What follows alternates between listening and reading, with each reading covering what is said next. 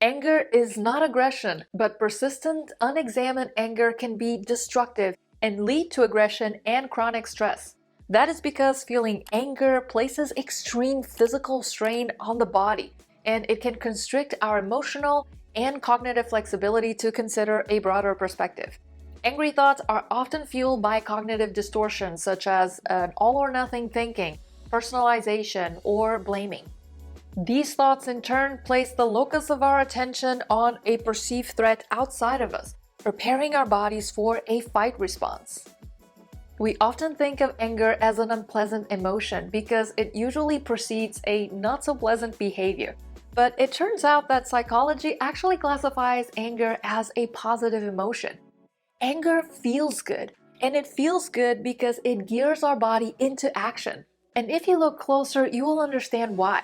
You will find that anger is usually a surface-level emotion that hides resentment, deep sorrow, sadness, and many variations of grief. Think about the feelings that evoke anger. Feelings of shame, guilt, hurt, betrayal, depression. They all have one thing in common. They are low-energy emotions that make us feel like crap. Before you feel anger, you will likely experience at least one of these emotions. Whether you feel irritable easily, frustrated regularly, or engage in passive-aggressive communication, anger is just another messenger sent from our emotional body to communicate an unhealed, deeper wound. For example, I had a pretty troubled childhood and learned to disguise my sadness with anger. Anger for me worked as an antidepressant, so my automatic response every time I experienced sadness was to react in anger. Anger felt good. It inspired me to take action, whereas sadness felt very stale and I associated it with weakness. And because I judged sadness as being a weak state, I never really allowed myself to explore it and befriend it. Anger and I, on the other hand, were best pals. And even though it was hard to deal with the fallout from the emotional outbursts, the addictions, and many controlling behaviors for many years, this feeling helped me cope with the grief brought by unacknowledged parts of myself.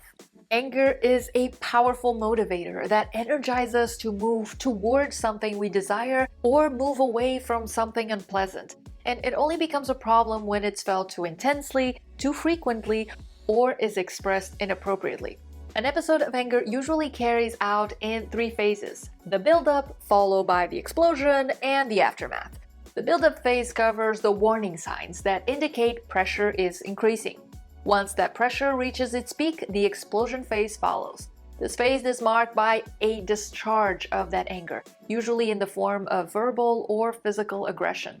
Finally, the aftermath refers to the consequences of the previous phase. In this video, we will focus on the build-up phase because that is where emotional regulation can take place and real change can occur. If you have gotten in the habit of losing your temper, identify the things that trigger your anger. A good way to identify your anger triggers is to track them for a while, let's say a week. And during that week, write down the who, what, when, and where that activated you. Who was involved? What happened?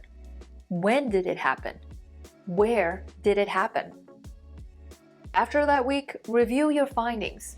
What things do you have little patience for? What shortens your fuse, so to speak? Who are you more likely to feel frustrated with? What environment or circumstances do you usually find distressing? Now, can you identify any emerging patterns?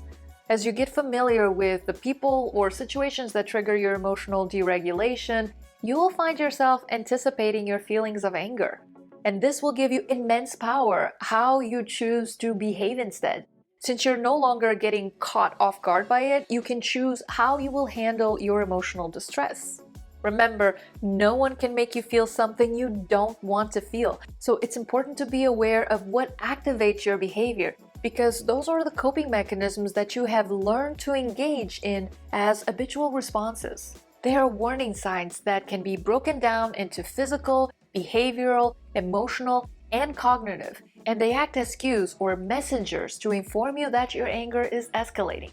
Once you have identified what circumstances trigger your anger, Reflect on your response to these events. What was I thinking? And I mean, what triggered that thought? How did my body respond? We're looking for physical cues here, such as an increased heart rate, tightness in the chest, feeling hot or flushed. What was I feeling? Like, can you identify other feelings that were present during that episode? Did you feel fear or disrespect, perhaps distrust or frustration, maybe hurt or jealousy? What did I tell myself about what was happening? What did you think about in response? Better yet, how did you think? Did you entertain a hostile self-talk, or some images of aggression and revenge popped up in your head? What did I do then? And this is about how did you behave? Did you clench your fist? Did you raise your voice or stare at others? What happened afterward? Good or bad, good and bad. What tools did I use to respond? Now that you have reflected on what events trigger your anger and what warning signs or cues are associated with them, it's time to learn a few strategies to control this highly reactive defense mechanism. Sometimes the best thing you can do when you need to calm yourself is to step away from whatever is triggering you. This is a good boundary for you to cultivate. When you start feeling agitated and begin running scenarios in your head like taking what is being said too personally or shifting the blame, this is the moment where you have a choice to step away from the conversation, for example, and explain that you are not trying to dodge the subject, but instead are taking responsibility for your emotional state and need to cool down before resuming when you feel calmer. And for more resources on setting boundaries, check out this video's description. If you have gotten into the habit of discharging your stress and anger onto others, you may want to consider engaging in some physical activity. Anger is a powerful catalyst of movement and as such must not be suppressed or denied, but expressed skillfully towards activities, not towards other people. So how can you channel its energy to empower you? First, you must allow yourself to feel it in your body. What kind of anger are we talking about? From a mild annoyance to impatient to a full-blown rage. Where do we stand here? If I feel disrespected, maybe I can create some form of art or write down what disrespect looks like. Do I feel frustrated? How about I go for a brisk walk or sign up for kickboxing classes? Do I feel unsafe, like I cannot trust someone to do what I expect them to? How can I care for myself in ways that support my mental and emotional health? How can I feel safe in my body? How can I process these uncomfortable feelings? Let's start by practicing some deep breathing exercises. Or perhaps I'm feeling some lingering resentment, and in that case, maybe I need to prepare myself for a difficult conversation about my needs and consider better boundaries. If you're in the middle of a conversation and you feel yourself getting frustrated, remember to take a deep breath and ask a clarifying question before losing your cool and regretting it later. This could be something like, "Hey, I'm really not getting what you're saying. Please start from the beginning and explain it again slowly." Ideally, you want to get to a point where you have processed your feelings and can communicate more clearly, like, "To be honest, I feel angry, but it's because I'm sad about X and worry about Z." Or, "I feel anger because of X and Z and I need some time to process this." When you find yourself thinking about things that exacerbate your anger, contemplate reframing your thoughts. Ruminating or venting about an upsetting situation is to anger what oxygen is to fire. The quickest way out of anger is to stop storytelling about what got you angry in the first place. And you can stop feeling your anger by challenging yourself to think about one positive thing about that same situation. And this could be something as simple as trying to pinpoint the exact moment you begin feeling flustered. And it's positive because it's helping you identify your triggers.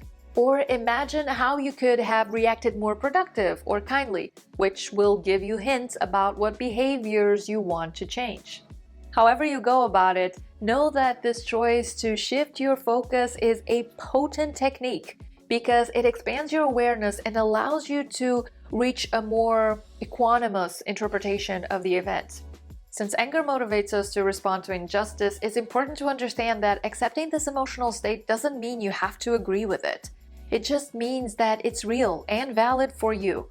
Acknowledging your suffering opens you up to be more compassionate towards yourself and others. It not only interrupts negative self-talk, but it also stops you from projecting your wounds onto your relationships. You may not be able to control your emotions, but you can change them by change how you think and act. So the next time you feel yourself getting angry, don't get furious, get curious, and listen to what your anger is telling you, because it might just be the key to unlocking your truest potential. See you in the next video.